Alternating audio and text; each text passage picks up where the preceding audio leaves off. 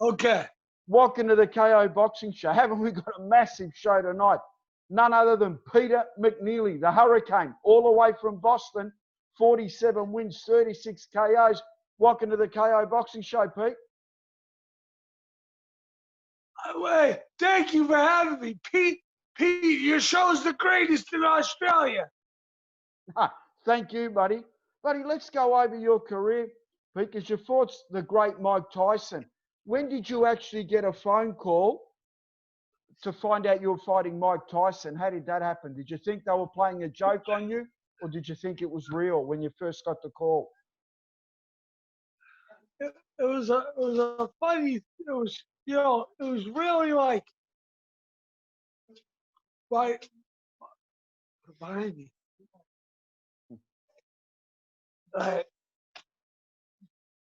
Oh, that's good. You can see the pictures behind me. Yeah.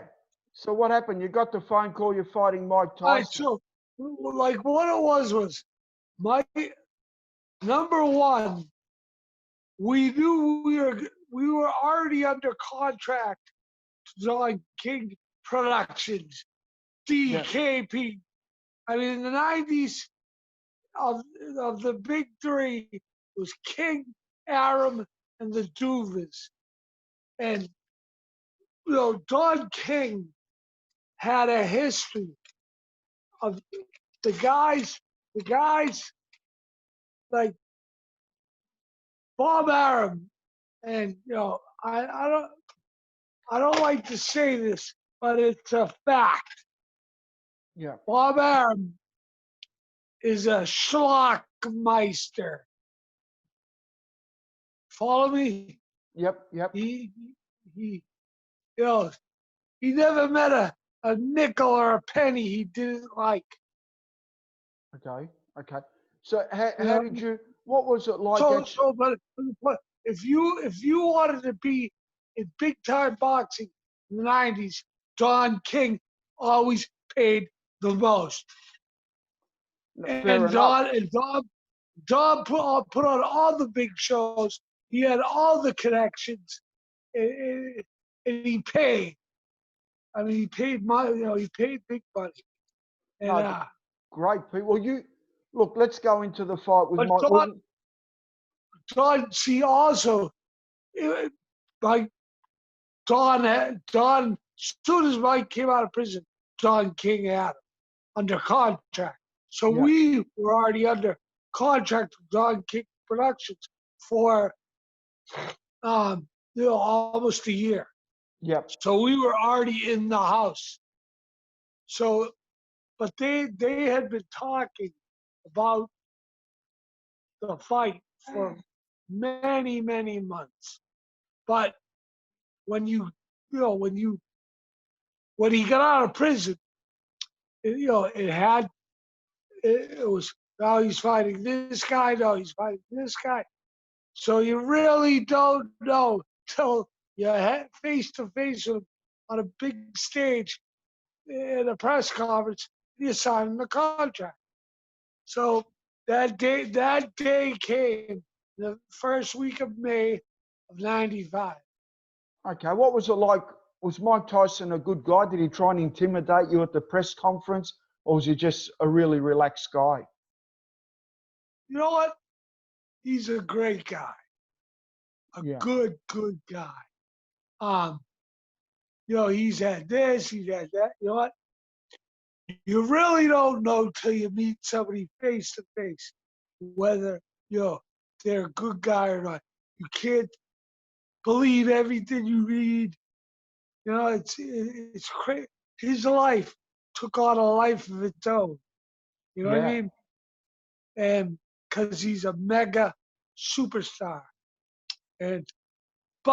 So when we're at the press conference, and I'm like, I was like a little kid. I was a fan. So I'm like, I'm on the stage looking at him. And then we met to sign a contract. It was me, him, and King. And we signed.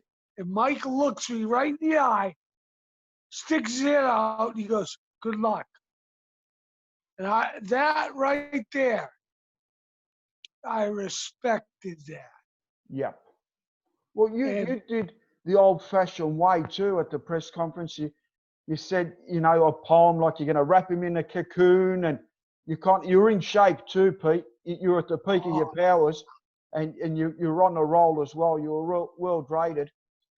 When the fight I mean, started, to get to Mike Tyson, we had 37 fights in 44 months. I Figure that know. But what was the difference in speed and power to Mike Tyson to other guys you fought? out. Oh my God. Mike Tyson, speed. Yeah, blinding speed. Blinding speed. It just he my wife is saying things in the background. And he is. I mean, it was his first fight out of prison. So he was in the best shape of his career because Yeah. he was exploding with anger. I mean, he was ripped. And an hour before the fight, he weighed 216. Mike Tyson at 216 is what? Is All, deadly. Dynamite. all, all speed. Him at 216 is all speed with power, with power. So, blinding speed and the speed with power is just a bad combination. You were coming at him like a Mac train now. You attacked him with I all went your right at force. That was brave. right, and you know what? That's why he likes me. He Yeah. respect, respect. No, You, he can't. Pete, Kill it. you know the fight with Mike Tyson, that made the top 50 great TV sports moments of all time in 1998. So it was so 95. yeah, '95. I know the fight was in 95, but in 98 that was voted the top 50 most watched events in TV. So Oh, I that's how see. big Yes. it was. Yeah. And look, you also fought Brian Nielsen. What was that like fighting Brian Nielsen? Oh my God! Like there's no comparison. I mean, let's. You got in a bit of a viper there. Pete. So Brian Look, Nielsen, it was good look, fighting look, Brian Nielsen though. look, He had a good record. look. Oh, good one. You got it there. You know The that? right- You know that? Why'd you get? the Viper's better than the nicotine, that's for sure, Pete. You can't do it out of the left nostril. Hey, that's from too many right hands. That's what I was just about to say. Too many Look, right hands. you also fought Eric Butterbean. Hey, you know what we call that? What's that? The one-eyed dragon. One-eyed dragon. you, All right. you, Yeah. yours? So I took the Brian Nielsen fight in Copenhagen, Denmark, on 8 days' notice. Wow. And I was sick. I got sick, but you know, we were now. It's 1999. It's getting late in my career. You know, hey, when you're that's part of being a pro. When you get it, you take it. Yes.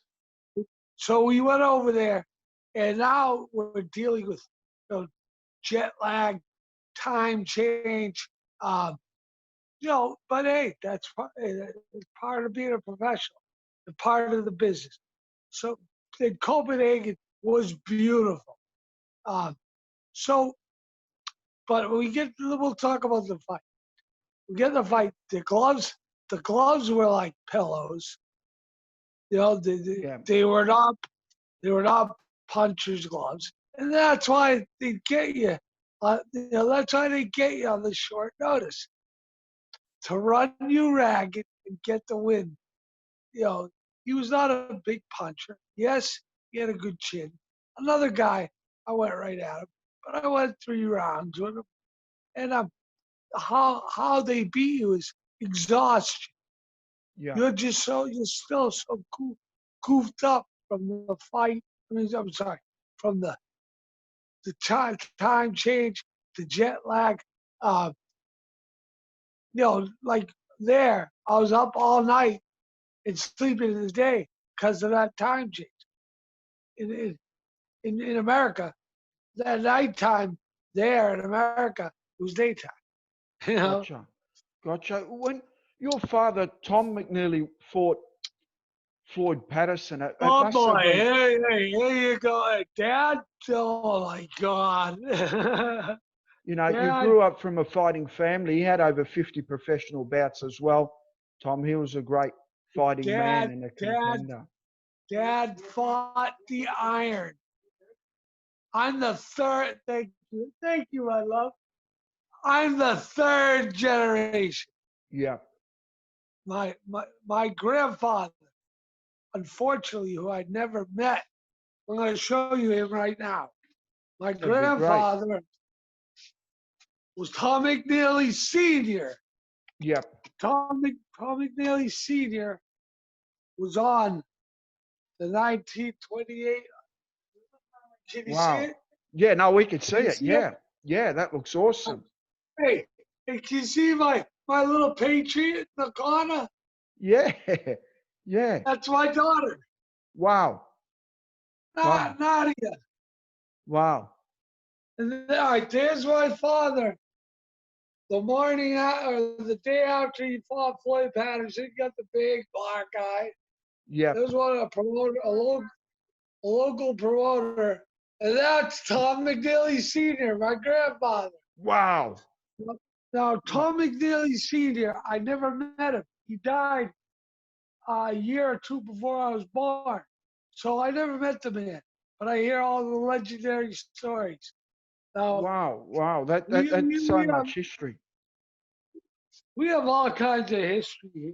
Yeah. Do you know, Pete, have you met Look, Mike since your fight with Mike Tyson? look, Have you met look, Mike after the look. fight? Who's that?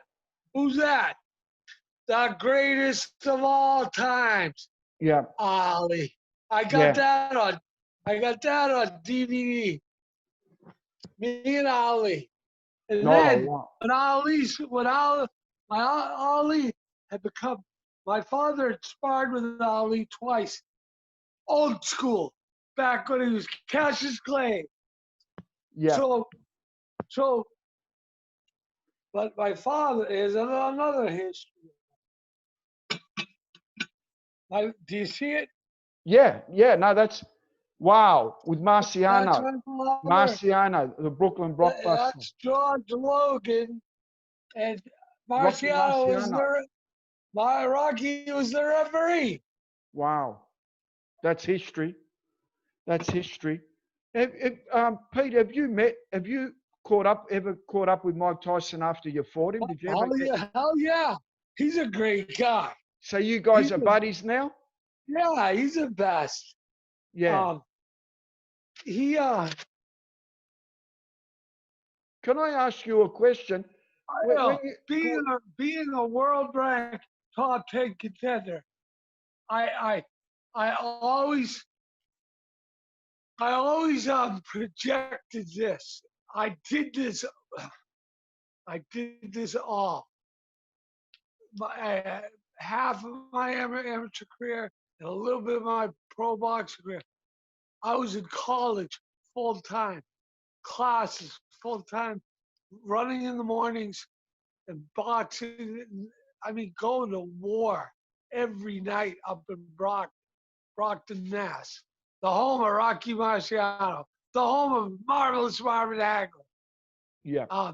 But I always say this: I got my college degree. Yeah, What you bachelor degree in political science. Well done, Pete. in a history minor. I poli sci was hey, I've never used my college degree, but I did it and I got it and I Yeah. learned a lot. And Yeah. kids these days have to. And I was working part time, going to school full time, boxing full time. And kids gotta realize that's what you do. That's what you do to get to a point in your life where you need to get what and do what is right. Old And school. Old school old type of, school yeah. Well, and three not generations of McNeelys have boxed, so so, it's in the blood. that of my boxing career, the proudest thing I am of is I'm the third generation. Yep. But of the three, Dad, my grandfather, Gramps, he fought in the Olympic team, but he fought. Tom McNeeley Sr. fought on the opening. His first or second pro fight was on the opening night of Boston Garden, Wow. which 1929. And then my father sold out the Garden many nights. Um, the history.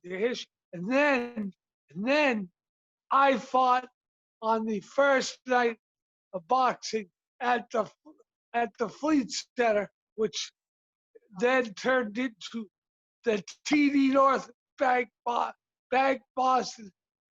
Now they renamed it the Boston Guard. Yeah. You No, know, that's some history there, Pete. it's where the Bruins play, the Celtics play, but I fought there, so I carried on the family history, the city tradition. But can I ask you a question? When you were doing Yes. the face-off with Mike Tyson, you were all business. You were psyched up, ready to go. And I remember you were moving your head. Next classic line is Tyson's eyes were moving where you were moving. What were you thinking when he was doing that? One of the most classic stare downs of all time. Easily, And, easily. and you can see I was smiling and laughing at him. You can see I was smiling and laughing at him. Yep. But what were you thinking when you saw his eyes darting towards you? Were you thinking this guy switched on? I've got to come out and really perform here. People said, were you scared? And I said, I had an STD. I went into that fight with an STD, not sexually transmitted disease. I was scared to death. Yeah, scared to. But to your credit, it made one of the biggest spectacles in world boxing. That was one of the most viewed fights in history. It's one of the things that I went right at it. I said he's been off the game for 4 years, so maybe he's not right. Maybe he doesn't want this anymore. Maybe he's a step off. So I was going. I tested him. Yep. I failed the test, but I tested him. But you went out on your shield, and that's what we wanted. You charged in, you fought hard, and then your trainer stepped in and kind of rescued you. Vinny jumped in, and you know what? We lost Vinny. We lost Dad, but I was so grateful. I'm so grateful and lucky to have had those two men in my life. No, thank you, Pete, for your time, and you're such a gentleman. My father. Wait, hold on. My father fought a who's who of top 10. Fought Doug Jones, Dad Spencer, Oscar Bonavita. I mean, it goes on. My dad was a real deal. For Floyd Patterson, Willie went 10 rounds with Willie Pastrano, light heavy, while he was a light heavyweight champ. And he fought Jose Torres, who's the light heavyweight champ. Who, now, get this. Patterson was taken out of a boys' home, just like Mike Tyson. Taken out of a boys' home. Boys in jail, lockup, and bred to be a heavyweight champion of the world by the great Tomato. And then Patterson goes on to be the champ.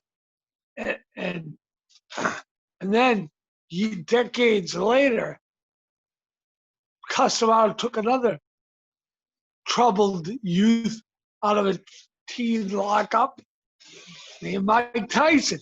Yeah. So like in a way, history repeated itself. They both fought McNeeley's. Wow. Wow, that's a great bit of history there, Pete. My dad fought Jose Torres in Roberto Clemente Stadium in San Juan, Puerto Rico.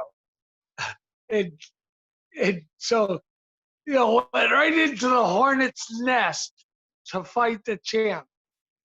And they told my dad, listen, this is your last shot at it. You don't do this, get a day job.